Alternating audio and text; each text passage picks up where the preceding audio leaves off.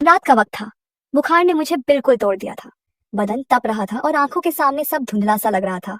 पत्नी गांव गई हुई थी बच्चों के साथ और घर में मैं अकेला था। बस पड़ोस तक बात कर लेने की हिम्मत थी, लेकिन किसी ने आवाज नहीं सुनी। तभी दरवाजे पर हल्की दस्तक हुई और मैंने धीरे से आवाज दी तो देखा सामने मेरी साली खड़ी थी, हाथ में दवा और पानी का गिलास, आंखों में हल्की चिंता और चेहरे पर मासूमियत। उसने झट से आकर मेरे माथे को छुआ तो बोली, जीजा जी, आपको बहुत तेज बुखार है। भाभी ने फोन पर बताया था, इसलिए मैं आई हूँ। उसकी आवाज में अपनापन और चिंता थी। वो कुर्सी खींचकर मेरे पास बैठ गई और दवा मेरे मुंह में रख दी। मैंने कांपते हाथों से पानी लिया तो उसने झट से गिलास पकड़कर मेरे होठों तक पहुंचाया। मैं एकटक उसे देख रहा था, शायद इसलिए कि उस वक्त वो ही मेरे अकेलेपन की दवा लग रही थी। उसके बाल थोड़े बिखरे हुए थे और आंखों में बेचैनी थी, जैसे मुझे देखे बिना उसे चैन ही नहीं था।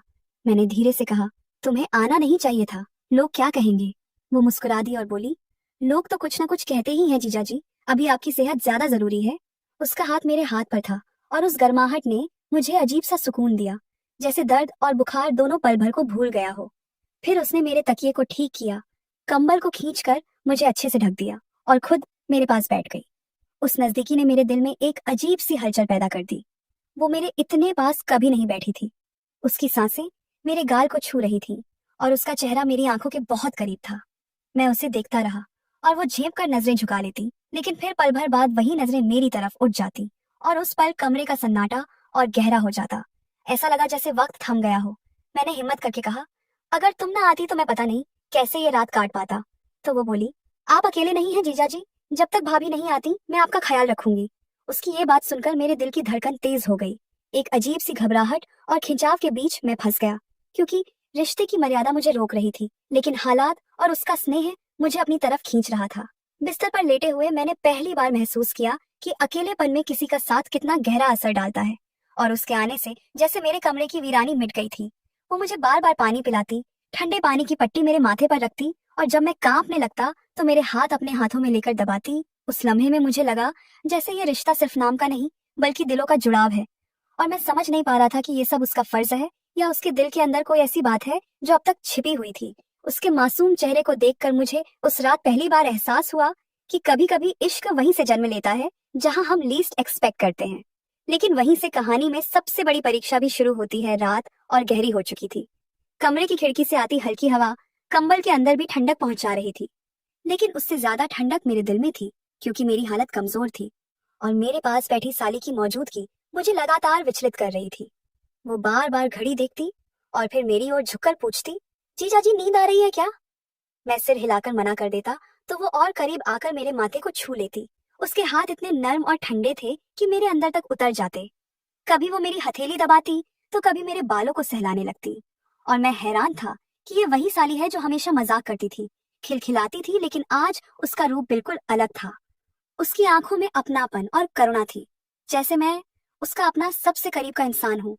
मैंने हिम्मत करके धीरे से कहा, तुम्हें सच में मेरी इतनी फिक्र क्यों है।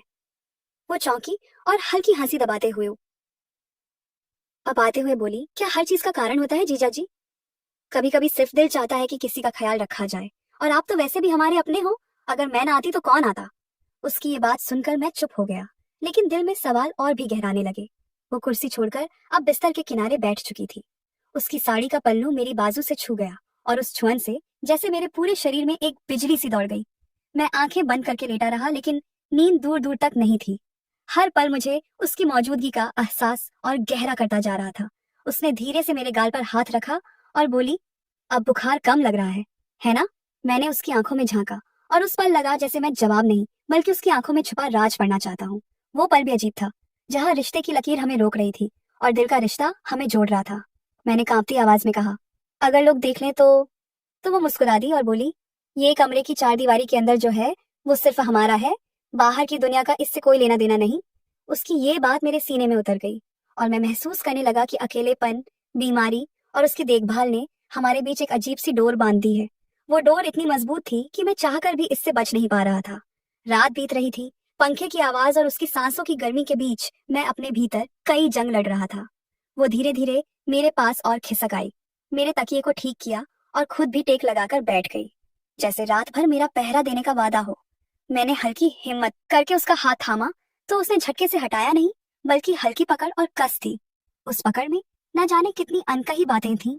उसके होठों पर हल्की मुस्कान थी, लेकिन आंखों में हल्की नमी भी थी। शायद वो भी मेरे जैसी ही उलझन महसूस कर रही थी। शायद वो भी रिश्ते और दिल के बीच फंसी थी। और तभी मुझे एहसास हुआ कि ये रात हमारी जिंदगी बदलने वाली है, क्योंकि हम दोनों में से कोई भी अब इन भावनाओं को रोक नहीं पा रहा था। लेकिन उसी वक्त भीतर कहीं से आवाज आई कि मर्यादा की लकीर पार करने के बाद वापसी नहीं होगी।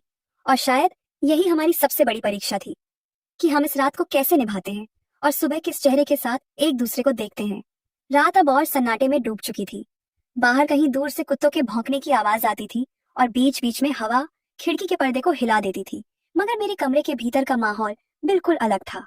मैं बुखार से कमजोर था, लेकिन मेरी धड़कनों की रफ्तार और तेज हो चुकी थी, क्योंकि मेरे पास बैठी साली अब लगभग मेरे तकिए के साथ सटी हुई थी। उसके हाथ ने मेरा हाथ थाम रखा था और वो बीच बीच में मेरी नब्ज टटोलने का बहाना करती, जैसे डॉक्टर हो। लेकिन उसके चेहरे की झलक बता रही थी कि वो सिर्फ मेरा हाल नहीं देख रही थी, बल्कि मेरे नजदीक आने का कोई बहाना ढूंढ रही थी। मैं बार बार सोच रहा था कि अगर पत्नी यहाँ होती तो ये सब शायद कभी नहीं होता। लेकिन ये सच था कि मेरी बीमारी, अकेलापन और उसकी मौजूदगी ने मुझे उसके और करीब ला दिया था। मैंने धीमे स्वर में कहा, तुम्हें डर नहीं लगता कि कोई देख लेगा? वो हंसते हुए बोली, डर क्यों लगेगा जीजा जी, सब सो रहे हैं बताए। और वैसे भी अगर मैं आपके लिए रात भर जाग रही हूँ तो इसमें बुरा क्या है? आप मेरी बहन के पति हो, मेरा भी फर्ज है आपकी देखभाल करना।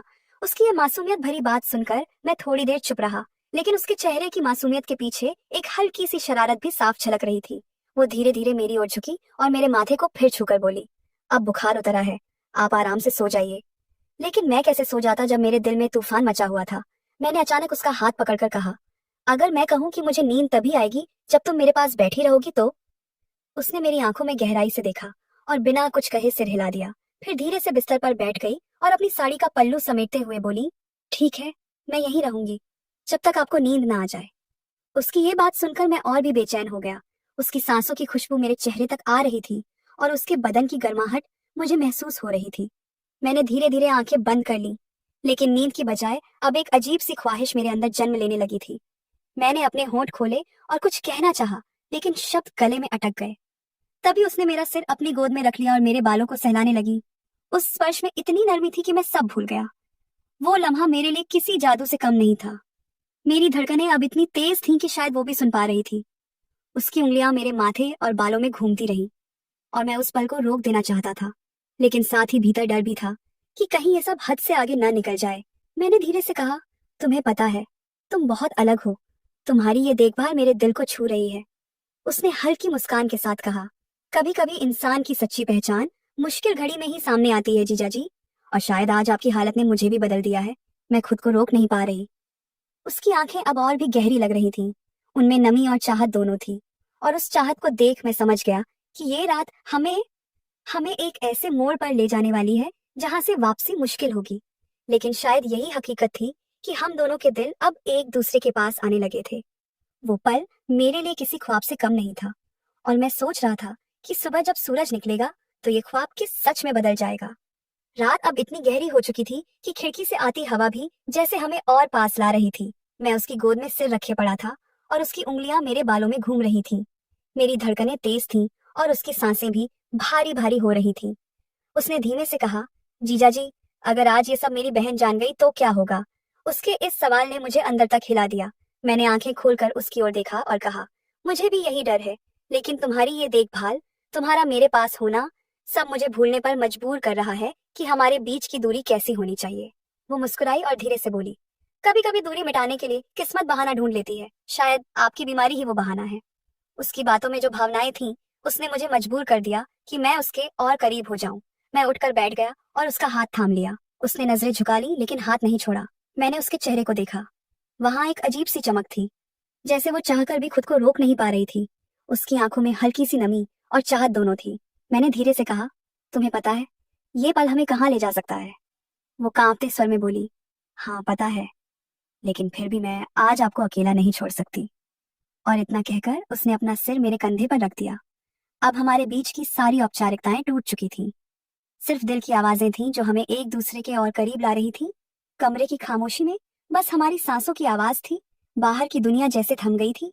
मैंने उसकी ठंडी उंगलियों को अपने हाथों में कसकर पकड़ लिया और कहा, अगर कभी मेरी पत्नी को पता चल गया तो?